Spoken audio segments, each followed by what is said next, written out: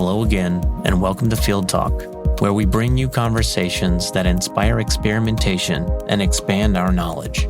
I'm your host, Craig Sheffield, and today's episode is a journey through music, military service, and mastering the art of productivity. Today, my guest Yohai Zilber is an educator, online content creator, and head of strategic growth at SoundGym, an innovative educational technology company focusing on leveraging gamification and community engagement to enhance the learning experience in music and audio production. In this episode, Yohai shares his remarkable story of discovering his singing talent during his teenage years, coping with life's challenges through music, and finding his path through military service. On top of his roles at SoundGym, he has dedicated himself to guiding others on their journeys of spirituality and personal growth. Through his various platforms, he shares insights and experiences to help navigate the challenges of modern life. So sit back, relax, and open your mind to the incredible journey of Yohai Zilber as we uncover truths that will resonate with you and inspire you to take on new challenges. Let's get creative. Captured me completely. It was great. Yeah. And you have something distinct about your voice. I think you have something distinct about your voice. It's like when there's like the people who do narrating movies, like Morgan Freeman and stuff. It's not because it's Morgan Freeman, it's because he has something qualitative and different about his voice that kind of captures. And I think you got that too, you know? Oh, well, that's very flattering to hear. Thanks so much. So I'll take that. Maybe I won't cut that out. We'll leave that in. How's everything for you today? I don't know what it's kind of like 8 p.m. over here at night. What is it for you? Currently here as 3 p.m. Yeah. It's warm here and moist. That's the best that I can describe. And I'm lucky to be sitting in an air-conditioned room. Oh, you tell me that. It's so humid and hot here. I'm also lucky to be sitting in an air-conditioned room on this side. You're in Israel. Yeah. I guess I want to jump right in and ask you about your time in the military, and because you said that it was foundational for you. And could you share any specific experiences that you had during that time that shaped your perspective, maybe on life or in your career? Sure. So basically, for whoever knows or doesn't know, Israel has mandatory military service, meaning that everyone from the age of 18 has to enlist to the army. When I was 18, it even starts when you're 16 because they start the whole process before because they want to understand who you are. The military and the culture in Israel is very entangled. So there is a lot of aspects of socioeconomic that goes into it, meaning if you are in a very difficult socioeconomic situation, then they help you out as much as they can regarding your role, where you'll be positioned, how much free time will you have outside of the military, etc., etc. So it's a whole process that started when I was 16 and for everyone here. And then you get some opportunities to choose where you want to go. And to be honest, initially, I really didn't want to go to the army. I don't think anyone young and wild, the same that I was, wanted to go. It just felt like a big waste of time not doing my own thing and just throwing myself into a structure which will just inhibit me. But my father really, really wanted me to go, and he wanted me to do something that is beyond the normal scopes in the military. And I had an opportunity to get tested for basically a course for future commanders, communication battalions. And I did it, and I passed the test, and I basically got a date to join the military and waited. And in that time, my father got sick. He had cancer. He got lung cancer. And it was a difficult time for everyone, especially for me and for my mom and, all the close family. And the gist of it is that a month and a half before I joined the military, my father passed away. So it was just a very, very, very confusing time for me. And maybe the most important time, which I needed that structure that the military offered. But because the military in Israel is very prone to helping the individual candidate, soldier, whatever you call him, in his way in life. I had basically had the choice because this program that I got tested and approved to go on was a mandatory program because it was so harsh for the things that we had to pass. So I always had the choice. I can just leave and get what in Israel in the military we call tash, which is like conditions of service. So get better conditions of service, or I can stay where I am. And that's something that always hovered my mind when I did it. And even sometimes made it harder to just stay and do, because I had to kind of combine both building back the structure in my family because of the passed away of my father and all the troubles that he left behind, and my own journey in the military itself. But the reason, and so that's part of the reason why it was so difficult for me and kind of challenging. But the second thing is that I believe there is something very important in leaving your home. You told me, you went to Taiwan, you left everything, you went to a different country. I think there's something very special about that, that everyone should pass. Maybe in the US, you see it when people go to college or somewhere that's not close to their hometown. And in Israel, because everything is so small, the military kind of symbolizes this act of going away somewhere and putting on the uniform and now going into a role that is designated to you and test your ability and your potential and the way you can navigate that challenge. And on top of that, you just find yourself in a place with all new people that you have to get to know and to get along with. And you go through a whole set of structured courses or events or whatever life experiences with them together that kind of combines. And I had a very interesting and unique journey in the military because basically I did 3 years in the military. The first year was full of courses, combat training, communication training, etc., etc., etc., boot camp, and then, basic training, and then technical training, and a lot of commander courses. And my second year was kind of in shambles. And the reason why is because I could not get into officer school because I did not pass the fitness test for combat commander school. And I had like a 3 month hiatus, like do nothing, just prepare for that. And I did that. And then the other chance got to get in. And then I found out I had stretch fractures in my legs from training too much. So I didn't pass the fitness test again because I couldn't really run.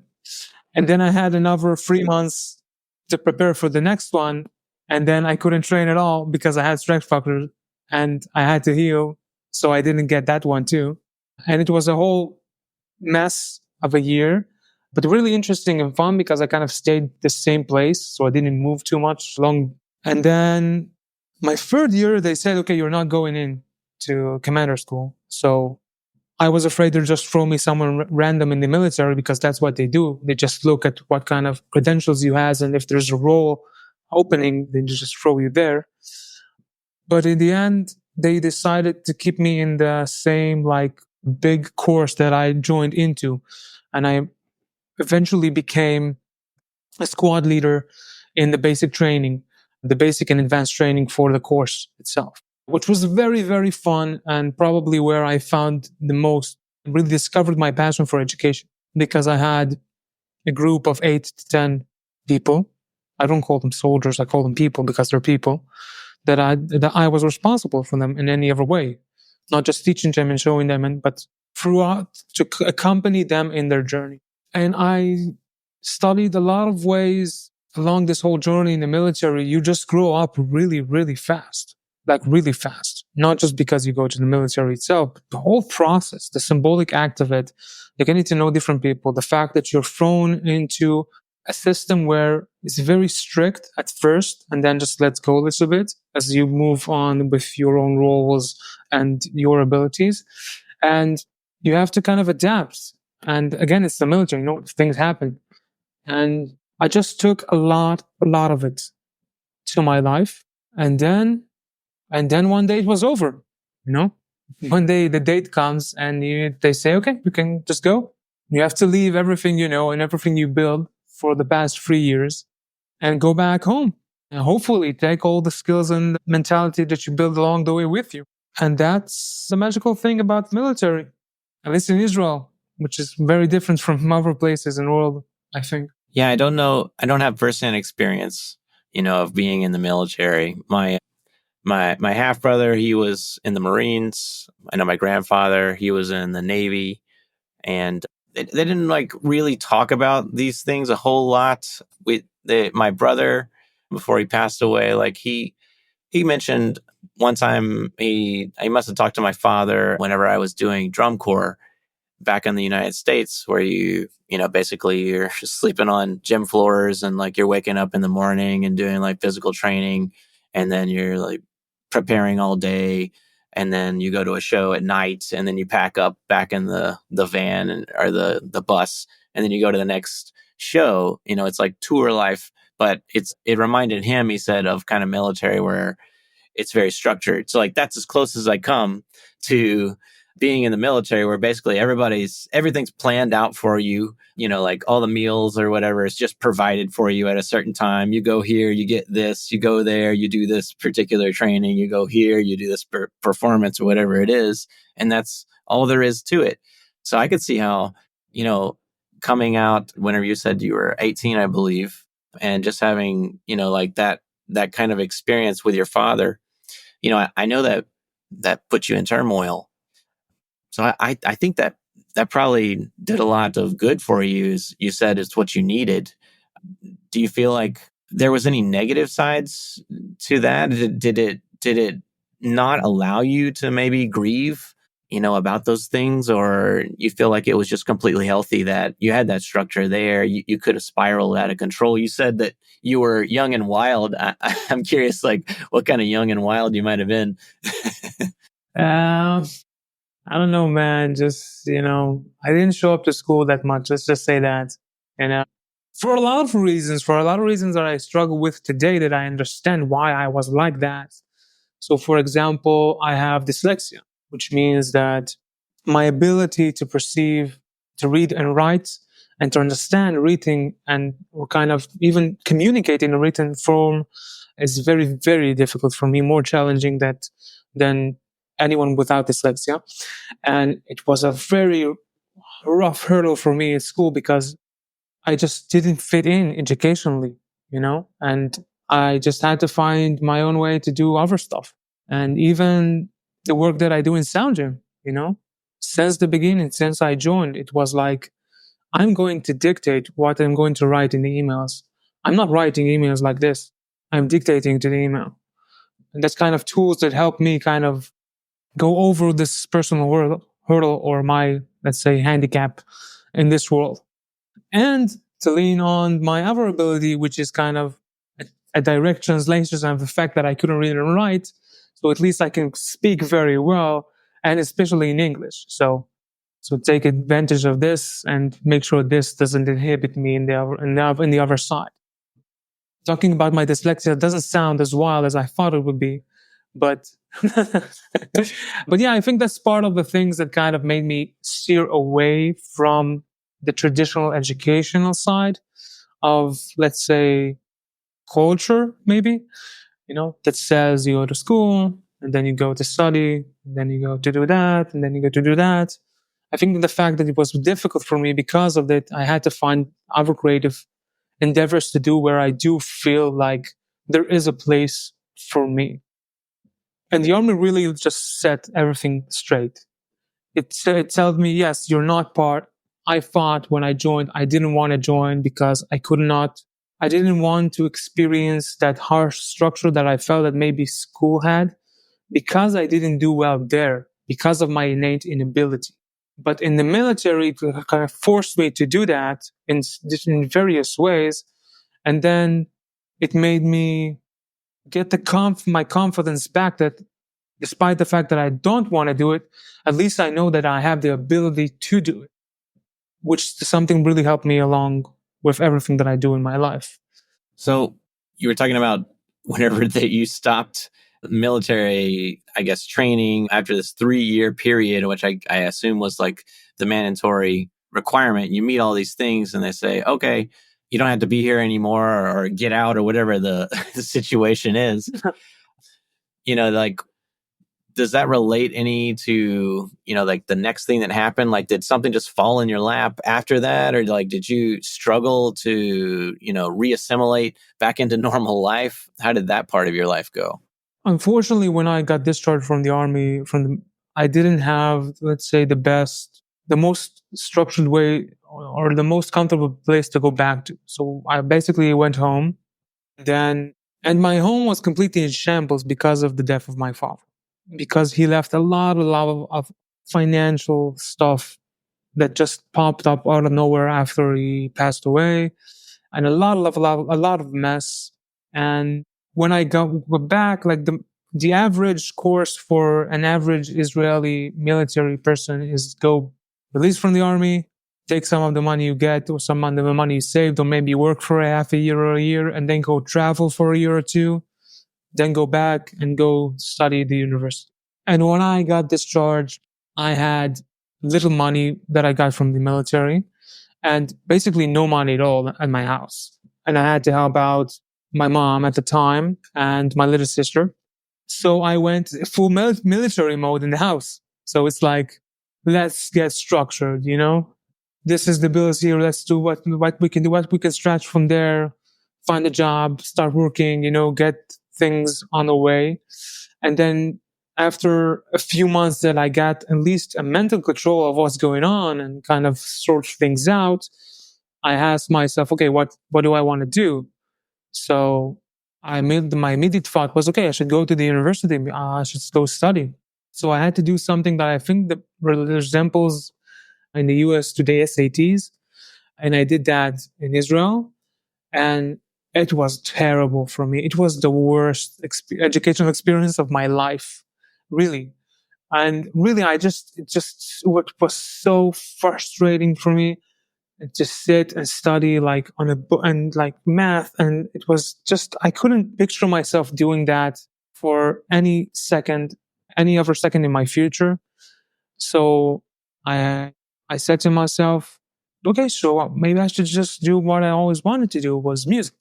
Part of the thing that really helped me out when I was a teenager with, the struggles that I did have both in the family and both in my life is music. Music helped me cope.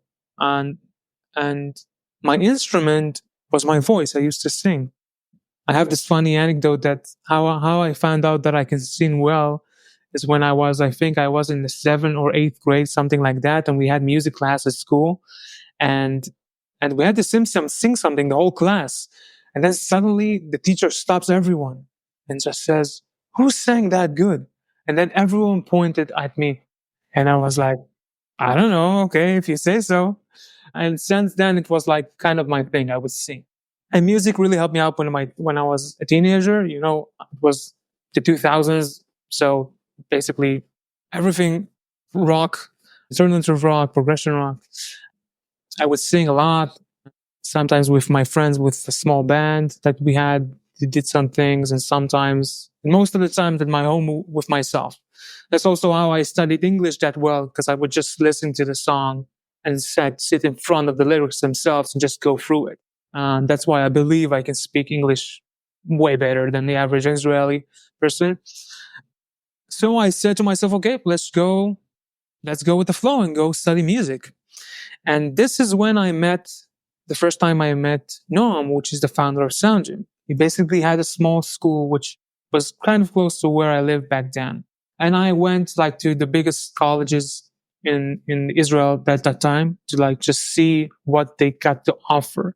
And everyone was like super salesy and, we will make your dream come true just as long as you go study with us. And like everything is branded and cool. And when I went to meet Noam, it was kind of different. It was like, we're going to teach you this, and that. And if you want to do something with it, it's on you. Like, just do it. And if not, it's your choice. And I really like that mentality of like, it's on you. So I studied it with him. He had a small school it was called LFO. It's not active right now at the moment. We kind of closed it down after Sound Gym got a bit more popular. And I studied there for a year and something, music production. And alongside that, I used to take vocal classes private for private tutor. And then after that, I finished and I was more intrigued about music even more. And the thing that kind of hooked me was synthesizers and synthesis. So Noam also had a course that he would teach himself because he's one of the biggest experts in Israel on the topic at the time, at least. And I didn't have like any money at all. Like I kind of told him my situation back then. And he said to me, listen, come, work with me. Just help me out a little bit here at the school, the studio and stuff. And then and just come to the course and be part of the course instead of paying. And I was like, fuck yeah, no problem, man. And, and, it was again a few months of the course where I would just come to the studio, help out when I was recording, clean the bathroom, clean the floors, whatever I can do just to everything that kind of bothered me that I wanted to fix, that I had the opportunity to fix, I would do. And then I also started writing some articles he had a blog at the time, the biggest blog in Israel at the time on music production. So I started writing blog posts from just my experiences, how I purchased my first synth and stuff like that. Like, how did I choose? And then that finished. And then there was another kind of, let's say, a big event in my life was kind of difficult for me. And it was that we got evicted from our home. We had since my father died, we had like a big legal dispute with very, very complicated things. Eventually got evicted from our house. So I had to strap back into the military mode and start okay, we need to find a house. We need to move. We need to fix everything just to get, basic survival. And it wasn't easy at all. And in hindsight, it kind of broke me down completely because I kind of quit the job that I had then because I had an horrible boss. I used to sell sunglasses in the mall alongside studying and stuff. And I worked, and my course with Noam finished, so I stopped doing that. And I got kind of spiraled into a bad period with myself where I would just close myself off from the world in my home. And that's where I found out the most fun part about the internet, which is podcasts and YouTube. And at the time, a lot of educational content started to emerge on all platforms that allows it. And I would just sit in my house and just immerse myself with content endlessly, with podcasts and everything that just gripped my mind back then because I didn't do anything, didn't work. I didn't do anything for like a year or something like that. I just studied a lot and played a bunch of PS4, like a lot, really a lot. It was the worst of time. It was the best of time. That's what I can say. I think that describes the best. Yeah. Yeah, go ahead. But I was kind of intrigued about music and I wanted to do more music and I wanted to do more stuff. And I had to kind of drag myself out of this bad period that I was in after this kind of the second very bad event in my life. And I went to study copywriting, which was like an antithesis to the fact that I could never write. I thought that I need to kind of face that too. So I did that. And when I finished, out of the blue, Noam calls me and tells me we have this thing, we have Sound Gym, and you want to come check it out, see the beta and join the beta and do some stuff. And I did. And then eventually we met up and he told me, you know what, if you want to come along and help a little bit, just do it, And I did, I just helped for a few months for free, just did anything that I can. And then it started to become like a real job. I got money. I was hired by Noam as an actual employee in the company, the first employee at the company. There wasn't even a company back then. It was just Noam with his own school. And then we kind of created the company itself. And that's how my Sound Gym journey started, basically. Between that time was, well, it was just something that fell. You can say that it fell into my lap, but I think that my conviction that's shown beforehand kind of make that happen. Yeah. I think, like I appreciate all of the details and, honesty that, you're showing us here and letting us know all those hardships that you have faced and apparently like overcome many of those things. If I could just work kind of backwards here, it said that, you actually did a copywriting course. You said you completed that. Yeah. Yeah. So, Yeah. I mean, congratulations on that. I mean, that would certainly not be easy to do. And then, going into that kind of that spiral whenever you had that year when you weren't working and you're kind of like self-medicating with a bunch of content and then playing video games. And I'm sure we've all been in some phase like that. So we can easily relate. Yeah, especially people our age. Yeah. But I think the things that stood out to me that earlier that you were talking about when you got out of the military, you said you went into military mode. You did that a few times in your life where you have to take care of like the bare minimum. I have to get all of these things in order just so I can do the other things that people might normally do, right? So could you tell me about what does that mean to you whenever you say I went into military mode? Like there might be somebody out there right now that not needs to go into military mode, but they don't know what military mode is exactly. Maybe they've never been in the military. So like how do you get those things done efficiently so that you can move on? Yeah, so basically my first introduction without even knowing it to the world of productivity was in the military. When I first started to learn about the fact that I can actually make lists of the things that I needed to do today, tomorrow, next week, next month, and just go by them one by one.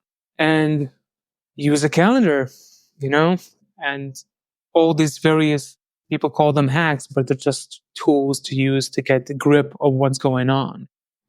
And whenever I went into this military mode, it meant that I had to kind of better understand what it is that I'm trying to do. Why am I trying to do it right now? Why does it bother me that much? Or what kind of problem does it fix? So basically writing down the goal and then create a plan to do this, put it in the calendar so it will actually get done, and then do it despite the fact that I don't want to do it at all. So when I say go into military mode, I basically mean get shit done, or clean house, or clean your room. I don't know, whatever you want to call it or say it. Just get things in order, despite the fact that it's not fair, it's not your fault, but I believe it's our responsibility. So in my kind of journey, I found that the more you do, the more responsibility you take on the thing that happens and the things that life brings upon you, the better you are. That's the better you are. And it's not fair at all most of the times, but I never felt like I have anything better to do than to fix that. And I think, you asked maybe someone listening and says, maybe that's exactly what they need. Maybe they need the military mode. And I'm like, yeah, probably most of us need aspects of it. But I think having the ability to do that in my life kind of also allowed me to steer away to more creative things that I did, like learning music, going to study copywriting, and doing all the things that I do in Sound Gym. The fact that I pursue this ability to get things done allowed me the freedom to do the other stuff that I wanted to do and not impose the value of society upon myself. So that's basically my mentality regarding going military mode. Yeah, getting things done. Obviously, a lot of people say it in that kind of way, and some people kind of go about it haphazardly. I've become more and more systematic about it over the years, and that has like its good side and its bad side, where I like to plan things out, but things aren't always going to go as planned. So you have to leave some kind of room for, life to happen, flexibility in there. So I just have these, big priorities for myself, like got to take care of my health, right? So I got to get some exercise in. I got to take some walks, do some weight training, things like that, and I got to have some relationships with people, and obviously my financials and, work and, and lots of other aspects of my life that I've kind of added on as I go. I realize I need these things. These are really important. And when you can prioritize those and really figure out that this is the most important thing right now, that's a huge step. If any individual can do that for themselves, where they can know themselves enough to say, this is what I need to do right now. Sometimes that's hard to identify for people. I think it's even more difficult these days. You kind of break it down into a list. Like, I need to work out, I need to kind of meet people, I need to complete some of the goals. And I think it's even more complicated today because it's true and untrue at the same time. Like, if your internal ambition or your internal intuition, there's a difference between setting a goal because you think that what will make you feel better than setting a goal because that is the goal. And there's kind of this elusive side that I didn't find a lot of people talking about online, which is like, what is the intention behind the things you're trying to do? So some people say, I want to work out because I want to feel good. What does feel good mean? You know, some people work out because they want to look good, but it's not because they want to look good. It's because they want to get that girl or that girl's attention. So they can go through this entire journey of completing their goals in 2 years where they get all buffed off. And now finally they have the confidence to go approach the girl. Or they should just ask themselves, okay, what are my true intentions? Why is it that I want to look good? What would solve in my internal state? And maybe handle that there. And then looking aesthetic maybe is not as a good of a goal to spend your resources on. And I believe in this ecosystem of social media, it's easy to get lost with, is it something, do I want to achieve the goal, or do I believe the goal will kind of make me achieve something else that I can already have access to right now? You can take money, the same example. And I fall into the trap because I never had money. And I was like, once I had money, I will feel good. Once I have this amount of money in the bank, I would feel good about myself. Something will just snap and I will be released of all the burden, the thoughts that I have. And guess what? I reached that goal. I reached that amount and it was, nope, it's not working. It's not enough. It's never enough. So I had to kind of explore with myself. What's the matter? What's the underlying issue? And for each one is different.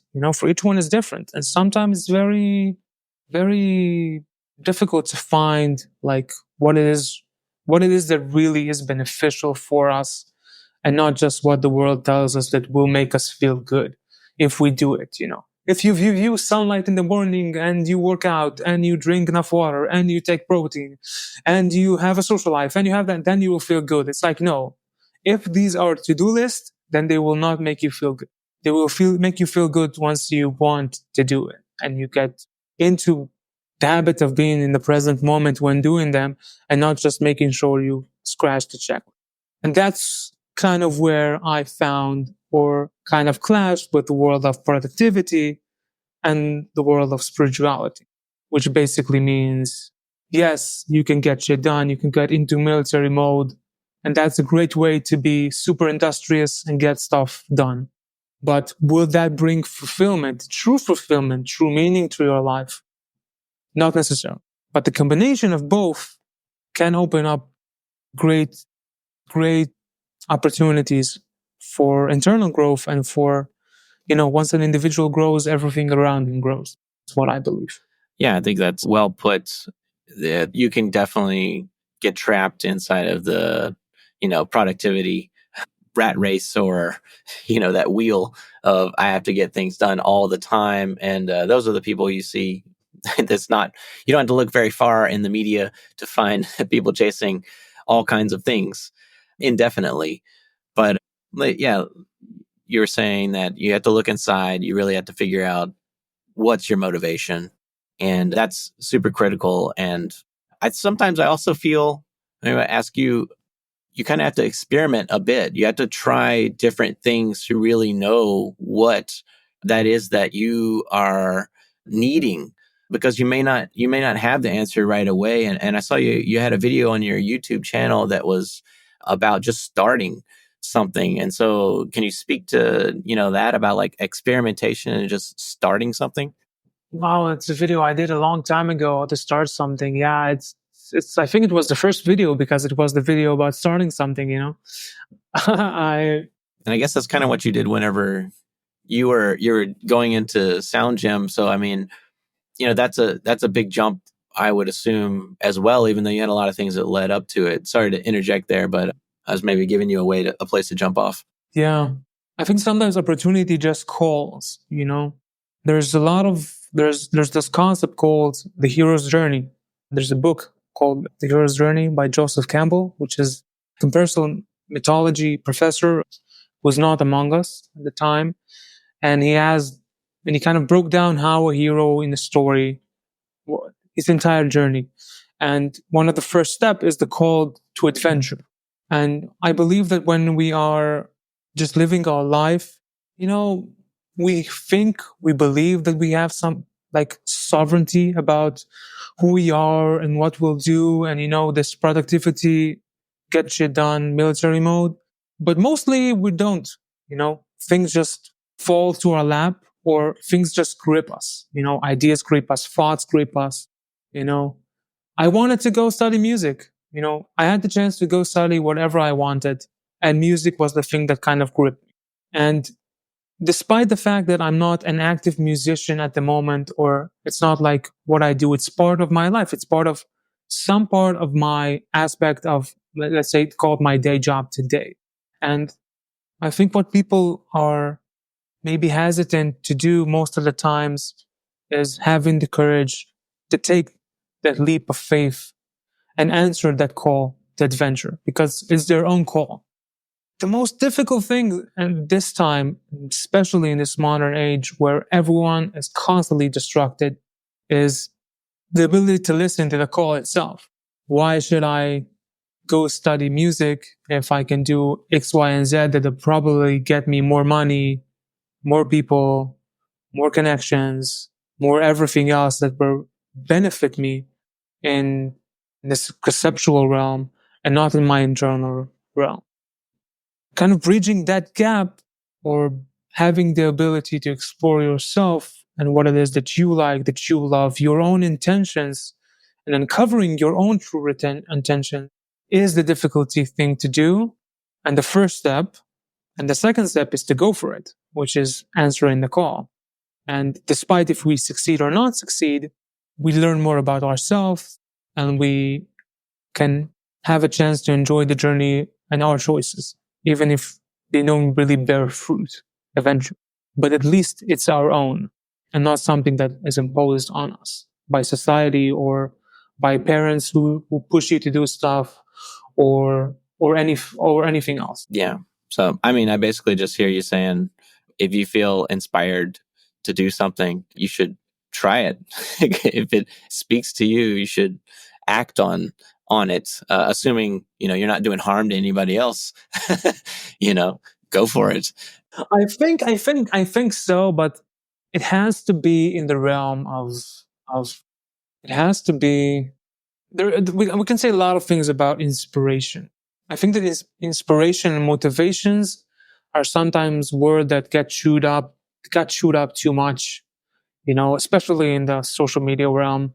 And it's like calling a sandwich, oh my God, the sandwich is amazing. It's like, I'm sorry, no sandwich can ever be amazing. If the sandwich is amazing, so what do you call it when you will get your first kid or when you do something truly amazing? You can reduce that to that. And I think that it's not really inspiration. It's more like something is pulling you, that is inside of yourself, that I wish I had a word that can kind of say it. Something that grips you. I would maybe say obsession, but I'm afraid to use that word because it's maybe too harsh. It doesn't feel like the right one, but getting really gripped by something. Because inspiration and motivation fades, but getting gripped by something that does not. Yeah. And it's hard to keep those things for sure. I feel like they come and go, and when something grips you, like there's, for me at least, there's multiple aspects to it that I can kind of go after. So, earlier in my life, I was just more technical and into drumming, like percussion. So I just wanted to practice all these musical pieces and, like, learn this new skill or this new thing, new instrument or whatever it was. And that lasts for a certain amount of time until you realize, well, what am I going to actually do with this? Is this actually fulfilling me anymore? And, eventually that's going to kind of fade. And I think everybody kind of has those cycles in their life where we are pulled or we're drawn to something, and then maybe we kind of reach a point in that journey where there's something else missing, and we're not quite sure what that is. So I feel like it's an ongoing thing throughout your life. Do you feel the same way? Definitely, I do. Life, from my belief, from my experience, I feel that the emotional experience is very aligned to the natural experiences of the world. So, the same way we have seasons like summer and spring and winter, this is kind of the same way we feel about the things that we do. Sometimes we blossom and sometimes we fade. And sometimes we just want to get snuggled down into something because everything is cold. And sometimes we just want to burst out, take off our clothes and run to the sea. And that's kind of the seasons of life. And that's part of the beauty of life, that you have to get into, let's say, like something that you did, like percussions, and you get into it. And that's the most fulfilling thing for a time. And you answer the call for adventure. But that will fade too, the same way we and our fragile bodies will fade also. And this part of having the courage to do something and then finally letting go of it, that's kind of the complete journey of anything that we do. And again, part of what modern culture kind of misses, because everything seems accumulative. People do stuff because they want them to have them. I want this experience, but it's not your experience, it's the experience, and you have to let it go someday. And there is no right or wrong, because even if I have the most fun time doing whatever it is that I want to do right now, it will end at some point, and the fulfillment will end, or the drive or the intuition, and something else will come along to do that too. And I felt that on myself. I wanted to do music, and then some point music just slipped away, and not in a bad sense, in a good sense, in a sense that it made its course. And then all the stuff that I do in Sound Gym kind of went into it. All the learning about marketing and growing and company and tech and, user experience, the stuff that I do there kind of gripped me for a while, even more. And they run their course, and now I'm moving to something else. And, everything is just changing all the time.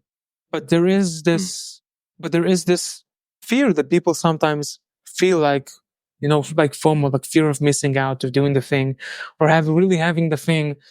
And sometimes people just get obsessed on something and just never learn how to let go of it, despite the fact that it does not serve them the way it could be. Yeah, it's scary. I'm trying to change careers currently, and just putting my resume together, I swear I've been procrastinating it for like 4 months at least. It's very hard.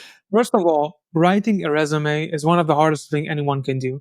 And I didn't do it in a long time, because I'm with Sound for a long time, but I had to write kind of a bio for you because you asked, just to kind of lay out myself. And it's like, now I have to sum up my life in 2 sentences. And that's very difficult, because it gives you like this considerable look about who you are and what you did. And it's like, wow, I can't even fill a whole page here, And it's scary. You have to kind of look about who you are. And it's a difficult thing to do, and more difficult than people think it is, because it is challenging to write something like that, a resume. Man. I'll get it done. I've got it on my list. I'm going to go into military mode and just get it done. Like it's got to get done. I'm just going to get it done. It's kind of painful, but let's just do it. So we've been kind of beating around the bush here for a long time, talking about very interesting things, in my opinion. But we would be remiss if we didn't go into Sound Gym at all here. So, you're heavily involved with Sound Gym, and you also have this new platform called Guitar Gym. And can you explain some of the key projects that you've worked on with Gnome and the company in large and their impact on the music community? Yeah, so basically, we are a very, very small company. We were from the beginning until now. When I joined, there was the two founders, Noam and Yoav, which are very inspiring, great people to work with, and me. We were free. And now we are basically 4 here in Israel and a few more freelancers working with helping us around the world. And we have 3 products, which one is Sound Gym, which is ear training for audio engineers or music producers. We have Tone Gym, which is basically ear training, but for musicians, identifying chords, inversions, and everything else in that realm and sphere. And a new platform called Guitar Gym, which is basically for guitarists. Now, the whole concept of Sound Gym is combining, first of all, education and technology. That's the main concept of free of the plan. But what we want and the way we go about doing that is, first of all, everything is gamified, meaning there is no hassle. Like anyone who's listening, who've ever learned music theory, can say that ear training is the most boring thing in the world. It is. It's difficult to do. It's hard. It even wasn't really a very popular thing in audio to do something like that, before Sound Gym.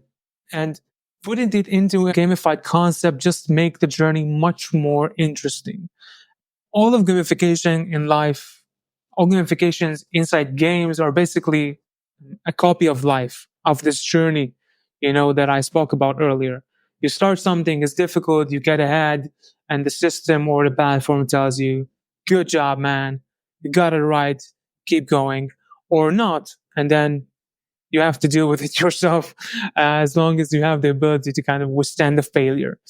And the other aspect, which is the most important thing for us in all of the products, the platforms themselves, is the community aspect, which is by large the most beneficial and even more fun than gamification itself, which is this internal community and free of the platforms that is super engaged, super supportive, all about getting better at what it is that you do in the skill. Everyone is constantly helping everyone to do everything to solve.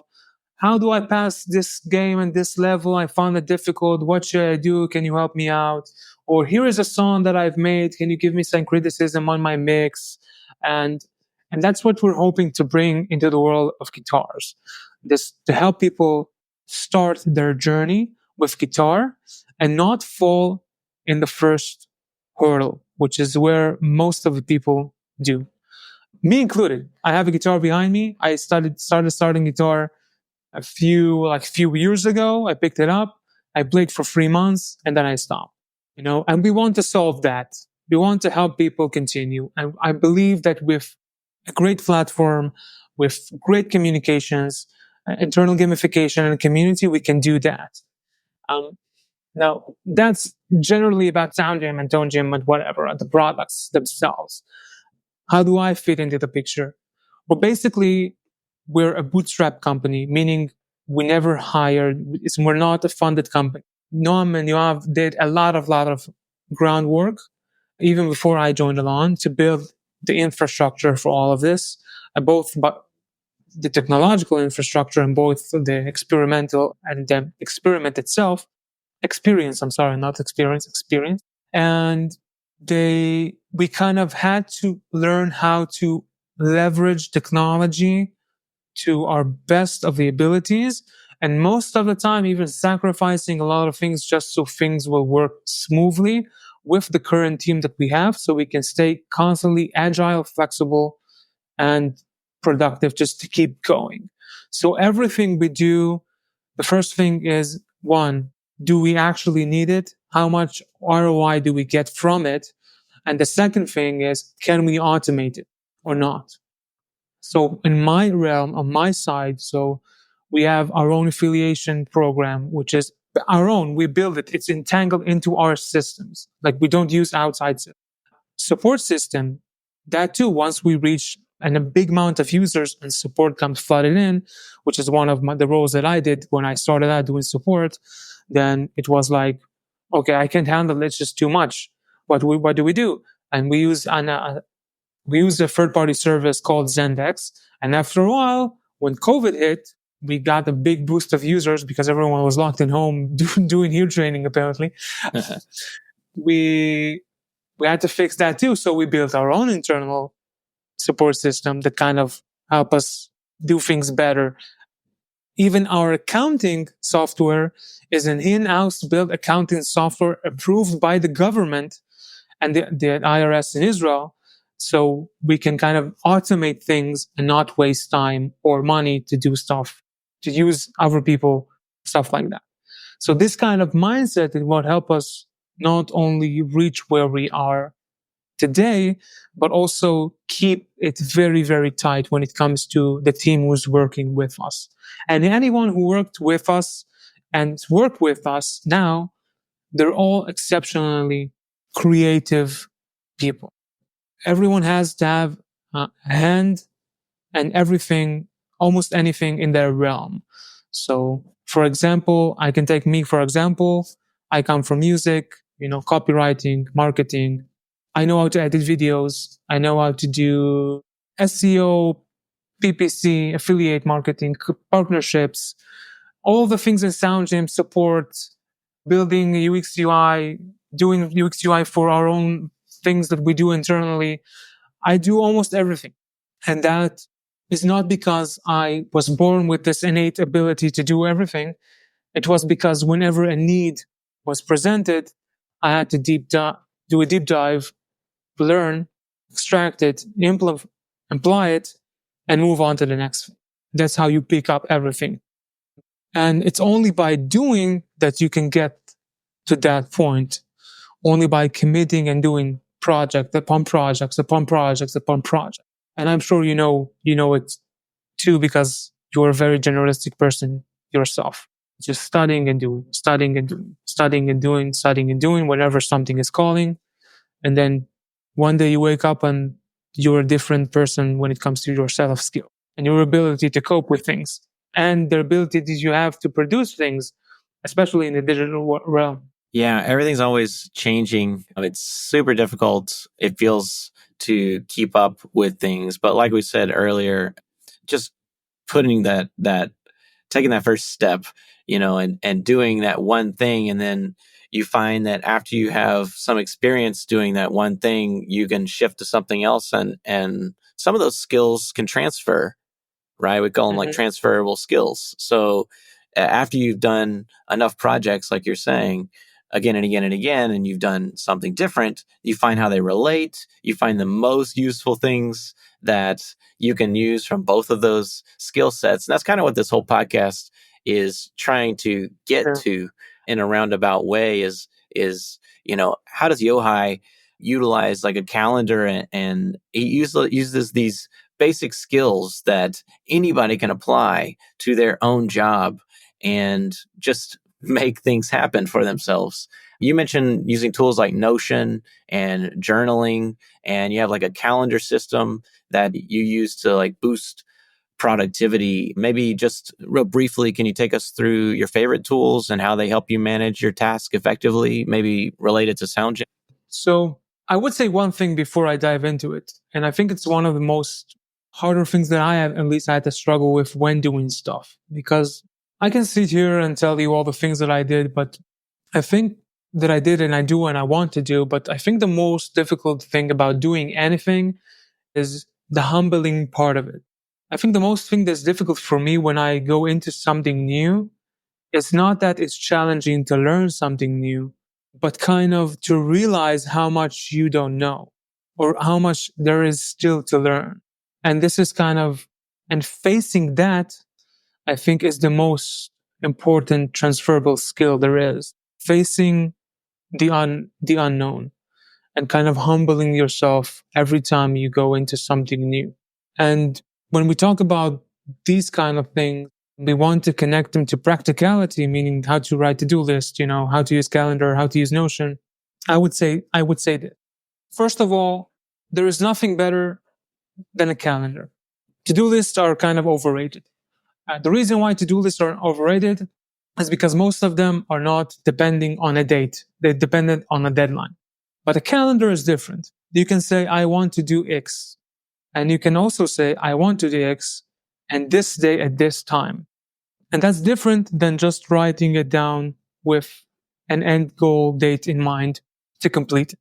You have to kind of agree with yourself that is something that you're going to do in that time. Now, that's extremely difficult, to be honest.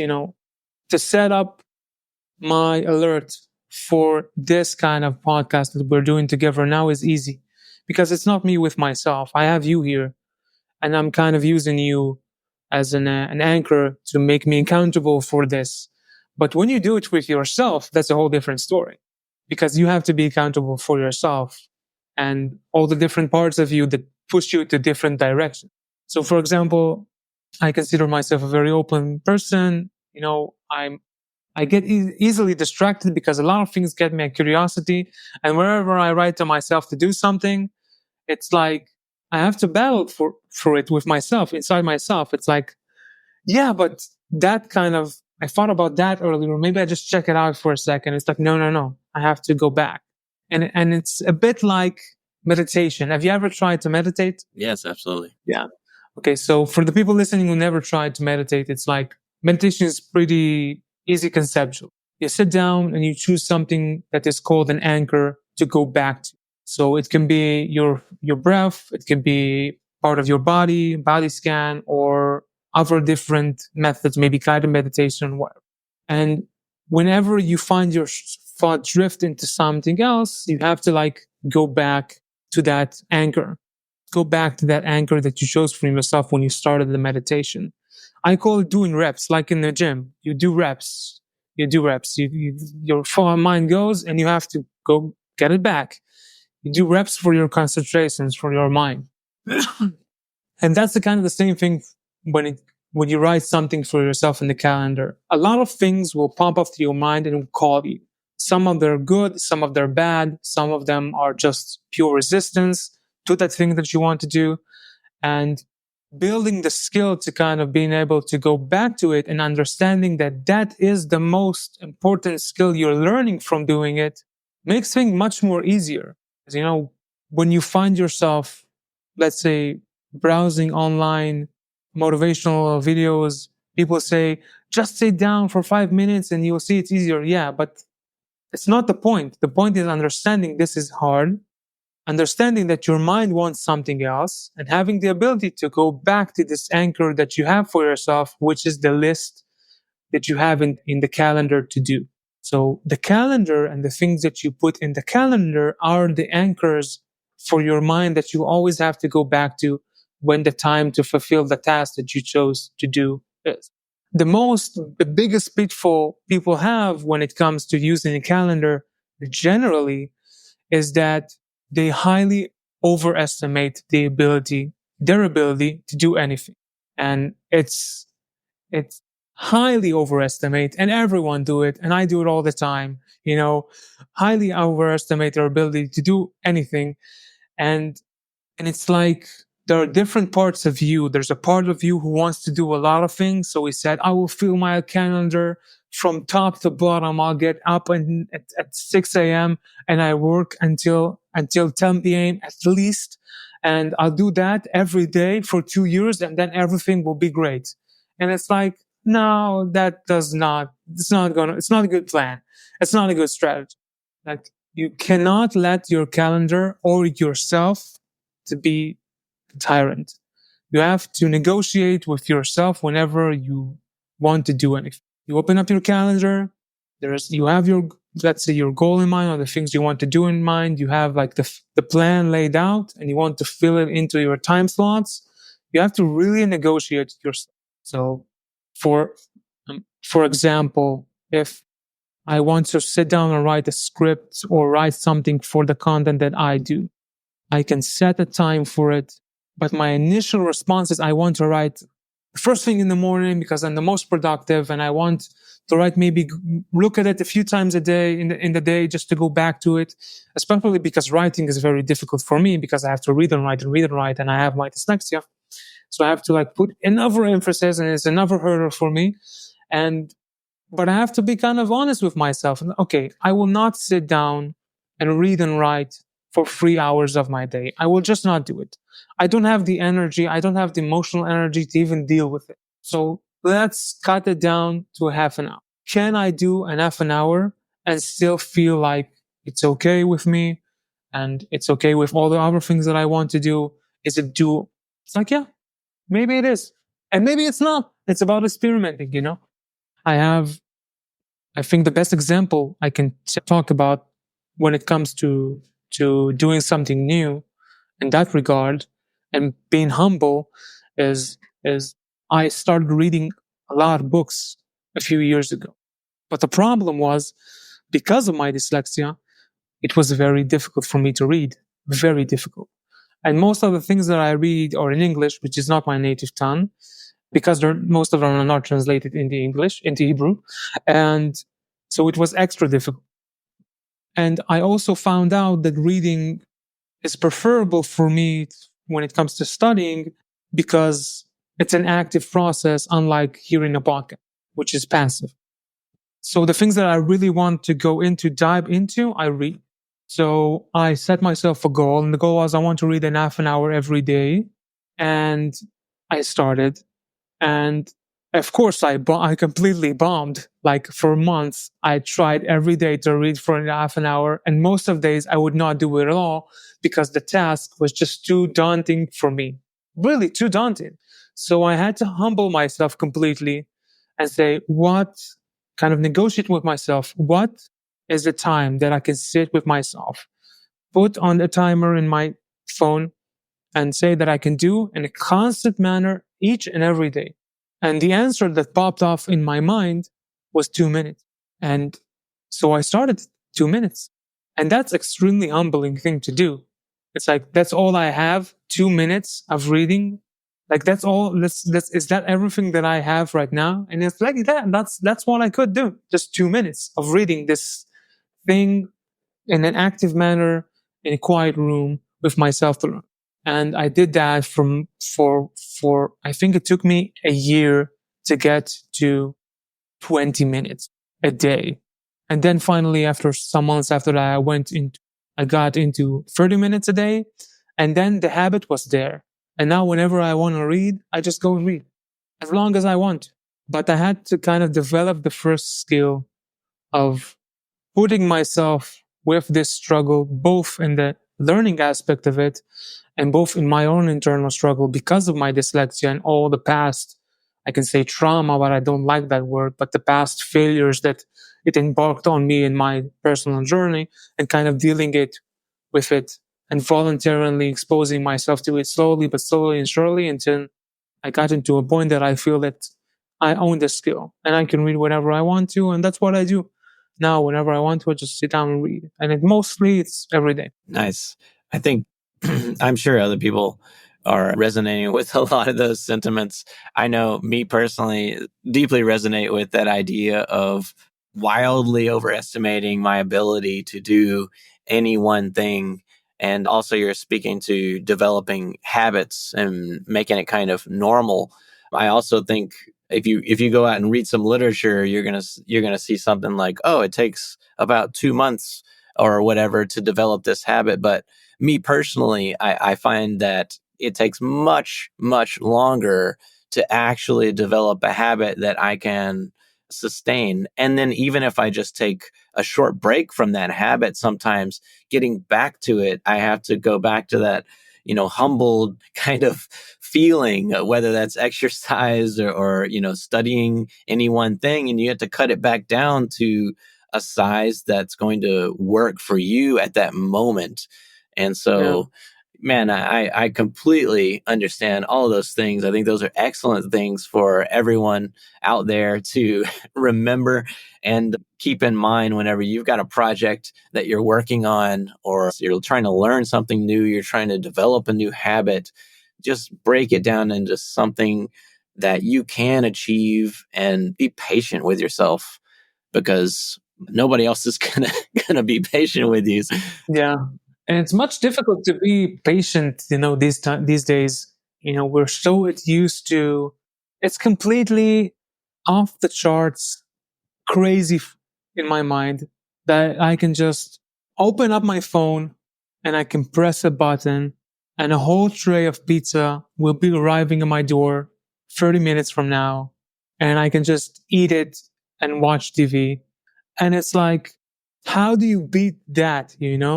That's the immediate gratification that's constantly in our fingertips. And it's not that just the immediate gratification is there and most of us are using it all the time. It's just we get accustomed to the fact that patience is no longer a skill that we have. We kind of delete it of our initial skill set. I think the younger generation, younger than us, the one that grew up with phones and tablets, they don't know what's patience. They don't understand the concept of patience. So they will never have, or most of them were immersed in that completely, could never learn how to truly develop any habit or skill or achievements, because it's all about being patient with yourself. Even just let go of that need to have, to get now, immediately, whatever it is, if it's food, gaming, porn, everything is just on a fingertip. All the immediate gratification is on our fingertip and it's super cheap. It's not real. So it's like poisonous. It's just, it's difficult to find the words.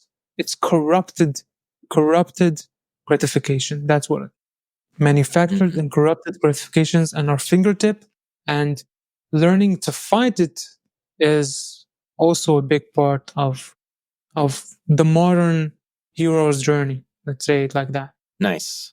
Well, we're pushing over an hour at this point. It is extremely interesting, and I wish that we had time to get into some more details about, how you utilize all the other tools and all the other things that you're pushing out with your content on your YouTube channel and your Instagram account, which I think are really amazing. I hope you keep at that. I think those are great videos and I enjoy them immensely. So I'm sure other people will as well.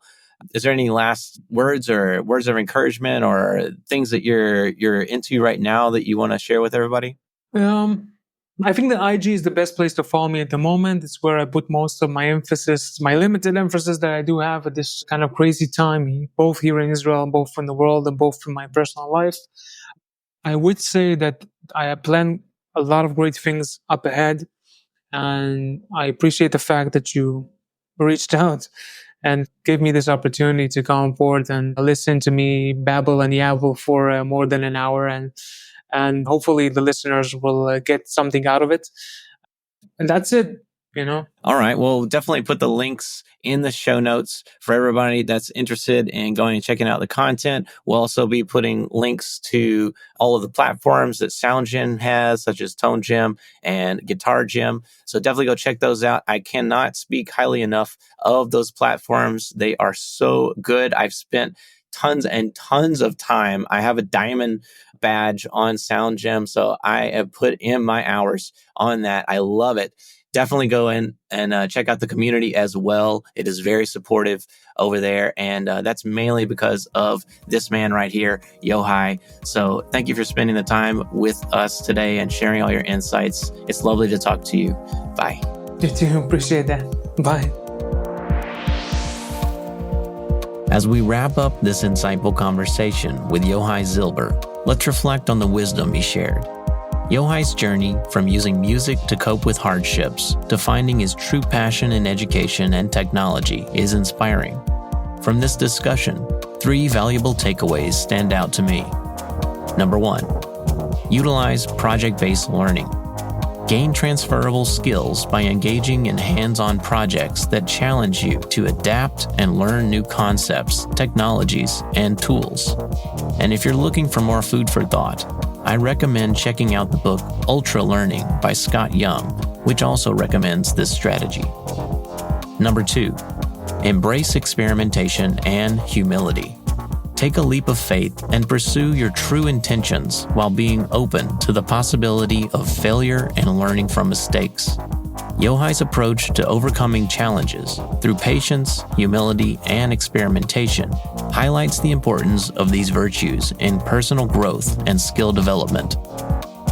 Number 3, balance external goals with internal fulfillment.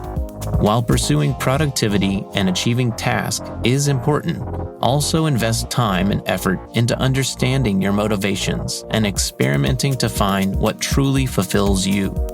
Understanding the distinction between external goals and internal fulfillment and approaching productivity with a purpose-driven mindset is crucial for a well-rounded and meaningful life. I hope you find these takeaways as valuable as I do. Stay tuned for more insightful conversations on Field Talk, and don't forget to check out Yohai's personal and professional platforms such as Sound Gym, Tone Gym, and Guitar Gym for enriching content and supportive communities. And if you'd like to show your support for Field Talk, please share it with a friend and subscribe to get new episodes when they're released. Thank you for tuning in, and remember to keep learning and growing while staying compassionate and creative.